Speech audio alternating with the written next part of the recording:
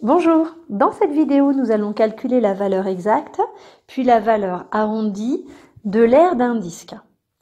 Nous avons ici un cercle C de centre O et de diamètre D égale 8 cm. On vous demande quelle est l'aire du disque, de donner une valeur exacte, puis une valeur arrondie. Ici, j'ai représenté en rouge le cercle C et en vert le disque. Et ce qui m'intéresse, c'est donc la partie verte, puisque je calcule l'aire du disque. Je connais par cœur la formule. L'aire d'un disque est égale à pi fois r.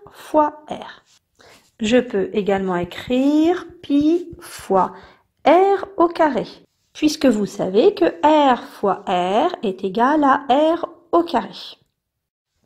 Dans l'énoncé, on me donne le diamètre qui est égal à 8 cm. Mais dans la formule, il n'y a que le rayon.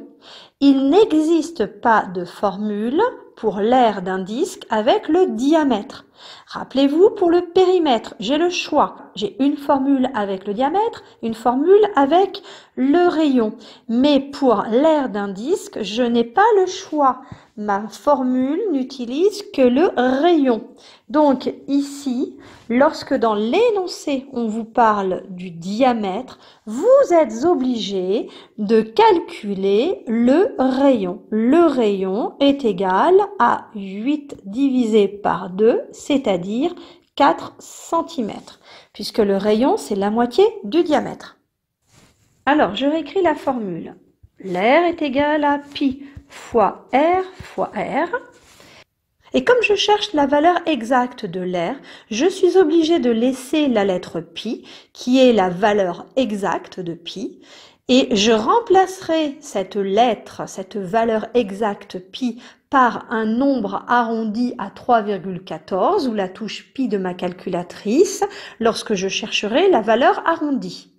Je vais donc écrire l'aire est égal, je laisse la lettre pi et je remplace le rayon par 4 cm. Donc 4 cm fois 4 cm. Je vous ai déjà dit également que l'on pouvait laisser ou non l'unité dans le calcul de l'aire ou du périmètre. Moi, je vous conseille toujours de laisser les unités. Pourquoi? Parce que là, je vais faire 4 cm fois 4 cm, c'est-à-dire 4 fois 4, 16, et centimètre fois centimètre, ce qui me donne des centimètres carrés.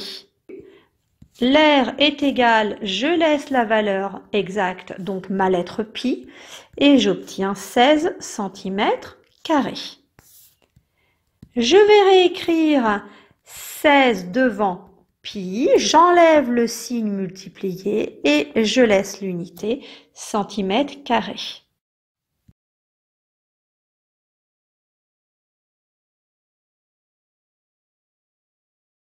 Alors ici, j'ai donc ma valeur exacte. Et je pourrais noter en phrase réponse, la valeur exacte de l'aire du disque est 16 pi cm². Donc je réexplique une nouvelle fois. Lorsque on donne une valeur exacte, que ce soit pour le périmètre ou pour l'aire, vous devez laisser la lettre pi dans votre réponse. Je vais à présent calculer la valeur arrondie de l'aire de mon disque. Je vais donc remplacer la lettre pi qui, elle, était une valeur exacte. Je vais la remplacer par sa valeur arrondie, 3,14, ou bien la touche pi de ma calculatrice.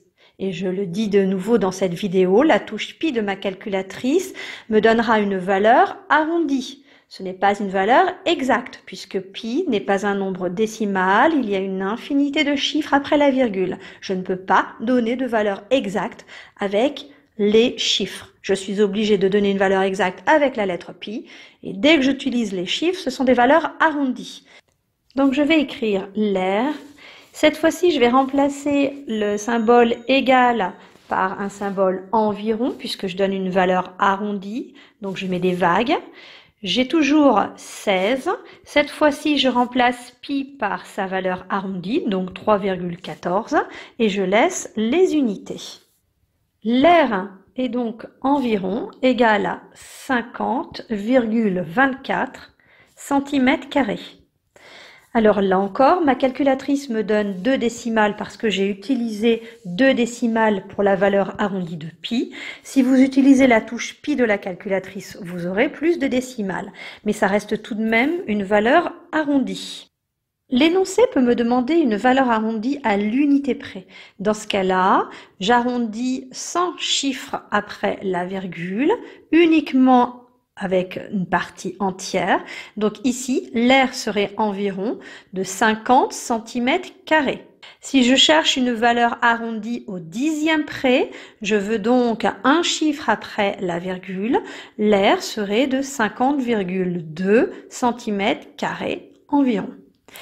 Si je laisse 2 décimales, c'est une valeur arrondie au centième. Si dans l'énoncé, on nous demande la valeur arrondie au dixième, la phrase réponse serait la valeur arrondie au dixième de l'aire du disque est 50,2 cm². Donc j'insiste, lorsque vous donnez une valeur exacte, vous avez la lettre pi dans votre réponse. Lorsque vous donnez une valeur arrondie, vous utilisez les vagues et vous n'avez plus la lettre pi dans votre réponse, mais uniquement une valeur arrondie.